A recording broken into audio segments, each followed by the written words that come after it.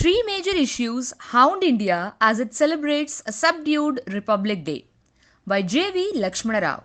By mid January 2021, it has been clear that India has become confronted with three major unresolved 2020 split over problems.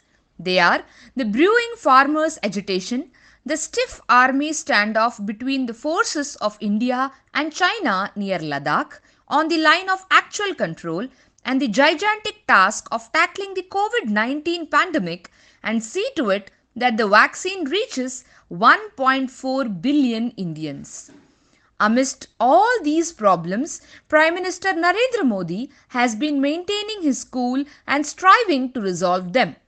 This year's official parade on the Rajpath in New Delhi on 26th January to celebrate India's 71st anniversary that marks the declaration of the nation as a republic will be on a low key because of the COVID-19 pandemic. Consequently, the preparations for the Republic Day parade have been subdued without the usual pomp with an intent to showcase the world India's military might. But the agitating farmers of Punjab and Haryana have been trying to steal the thunder by organizing a parallel parade with a difference. They have plans to commission thousands of tractors, an expression of their anger and richness. As of over 50 days of agitation, 8 meetings between the farmers' leaders and the government, and a couple of hearings of the Supreme Court, and it finally appointing a 4-member expert committee to resolve the issue, there has been no sign of giving up by the farmers, who have been persisting on their one-point demand of repeal of the 3 new farm laws passed by the government. The government has in all its meeting agreed to consider favorably the farmers' genuine demands and to clear their doubts. It has also promised to give in writing about the minimum support price MSP for the farmers' produce and other issues.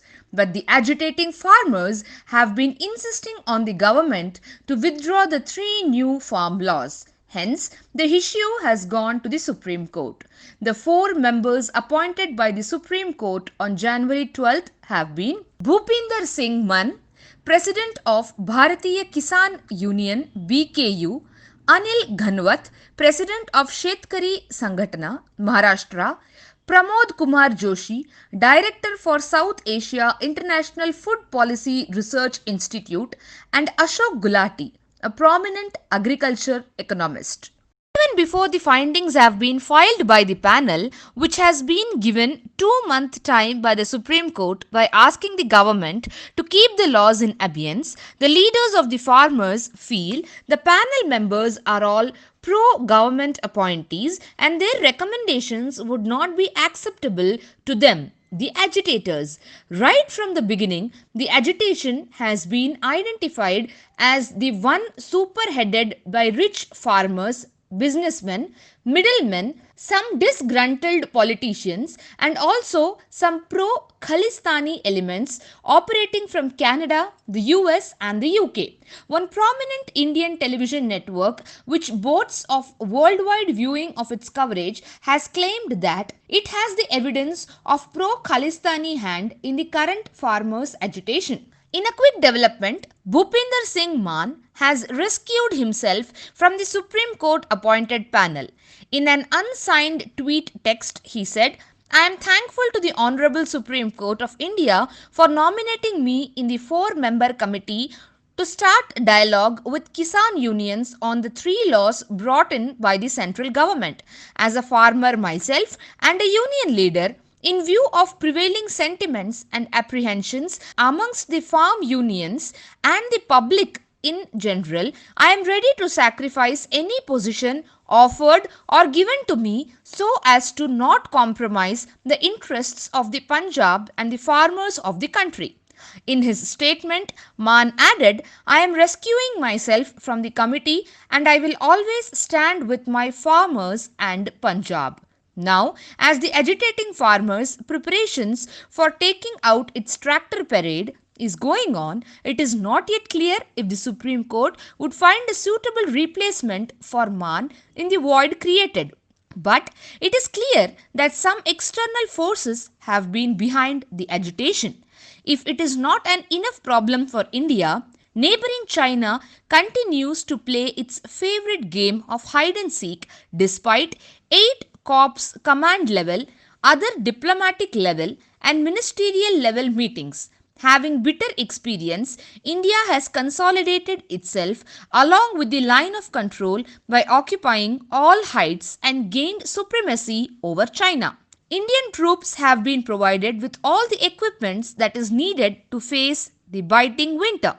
Only a couple of days ago, finding that China has been withdrawing unannounced its troops from certain depth areas along the line of actual control, India has also done the same cautiously, but it looked as if it has been only a poly and China has been regrouping its troops. It is said that operational situation remains as grim as ever on the front of Pangong So, Khosul, Gogra Hot Springs and Despang Plains in the spite of the freezing weather condition with temperature falling to minus 30 degrees Celsius at some heights. However, there is no reduction of troops on the front lines and immediate depth areas, and both sides are rotating troops at heights to maintain their operational efficiency in the harsh weather.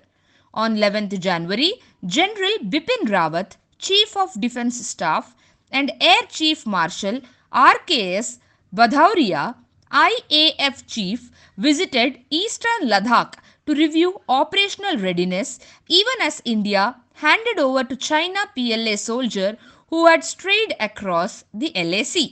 With a view to further strengthening the Indian Air Force, a Cabinet Committee on Security CCS meeting presided by Narendra Modi, the cabinet approved the procurement of the largest indigenous defence procurement deal worth about rupees 48,000 crores on 12th January.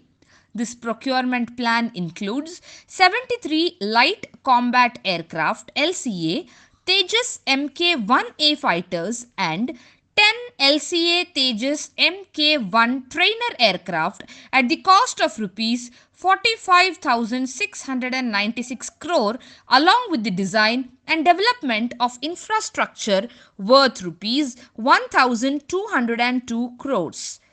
Defence Minister Rajnath Singh announced the decision, saying the CCS chaired by the Prime Minister approved the largest indigenous defence procurement deal worth about rupees 48,000 crores to strengthen the IAF's fleet of homegrown fighter jet LCA Tejas.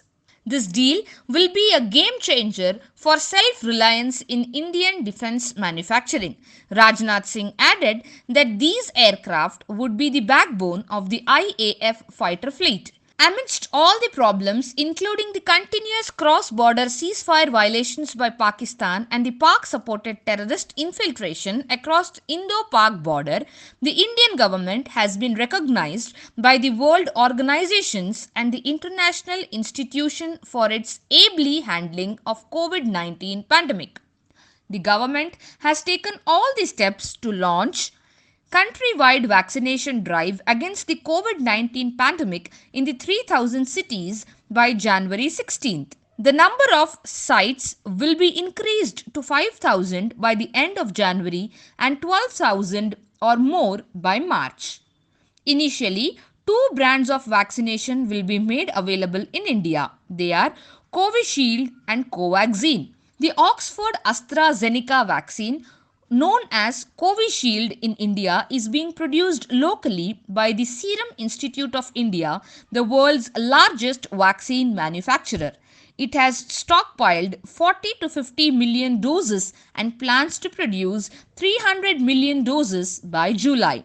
Covaxin, India's indigenous COVID-19 vaccine by Bharat Biotech, is developed in collaboration with the Indian Council of Medical Research ICMR, National Institute of Virology NIV. The indigenous vaccine is developed and manufactured in Bharat Biotech's Biosafety Level 3 High Containment Facility. The vaccine has received DCGI approval. Only one brand of vaccine would be available at a site to avoid any confusion in administering it. Thus, India has heralded the year 2021 and hopefully it will emerge as a winner before the end of the year.